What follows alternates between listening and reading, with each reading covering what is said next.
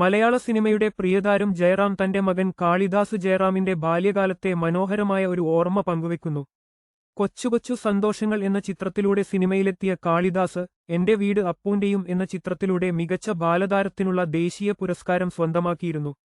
തന്റെ പുതിയ ചിത്രമായ പരിമള ആൻഡ് കോയുടെ പ്രൊമോഷൻ പരിപാടിക്കിടെയാണ് ജയറാം ഈ കൗതുകകരമായ അനുഭവം വിവരിച്ചത്. അവാർഡ് ദാന ചടങ്ങിനു മുൻപ് പുരസ്കാരം എങ്ങനെ സ്വീകരിക്കണം എന്ന് കാളിദാസിന് പരിശീലനം നൽകിയിരുന്നു. എന്നാൽ ചടങ്ങിന്റെ അന്ന് കോട്ടിനുള്ളിൽ ഒരു ഓട്ടോഗ്രാഫ് ബുക്കും പേനയും ഒളിപ്പിച്ചാണ് അവൻ വേദിയിലെത്തിയത്. രാഷ്ട്രപതിയുടെ കയ്യിൽ നിന്നും പുരസ്കാരം ഏറ്റുവാങ്ങിയ ശേഷം കാളിദാസ് സുരക്ഷാ ഉദ്യോഗസ്ഥനോട് സർട്ടിഫിക്കറ്റ് പിടിച്ചുതരാൻ ആവശ്യപ്പെട്ടു. ശേഷം ഡോക്ടർ APJ അബ്ദുൽ കലാമിനോട് സർ 1 സെക്കൻഡ് എന്ന് പറഞ്ഞ് ഓട്ടോഗ്രാഫ് ചോദിച്ചു. ഇത് കണ്ട് കലാം ചിരിക്കാൻ തുടങ്ങിയെന്നും ഏകദേശം 3 മിനിറ്റോളം ഇരുവരും സംസാരിച്ചെന്നും ജയറാം ഓർക്കുന്നു. നീ ഭാവിയിൽ ആരാകണം എന്ന് ചോദിച്ചപ്പോൾ താൻ ബഹിരാകാശ ഗവേഷകൻ ആകണം എന്ന് കാളിദാസ് അന്ന് തട്ടിവിട്ടുവെന്നും കലാം സാർ ഒപ്പിട്ടു നൽകിയ ആ ഓട്ടോഗ്രാഫ് ഇപ്പോഴും തങ്ങളുടെ വീട്ടിൽ ഒരു വലിയ നേട്ടമായി സൂക്ഷിക്കുന്നുണ്ടെന്നും ജയറാം പറഞ്ഞു. ഇത്തരം വാർത്തകൾ വേഗത്തിൽ അറിയാൻ ഞങ്ങളുടെ ചാനൽ സബ്സ്ക്രൈബ് ചെയ്യുക.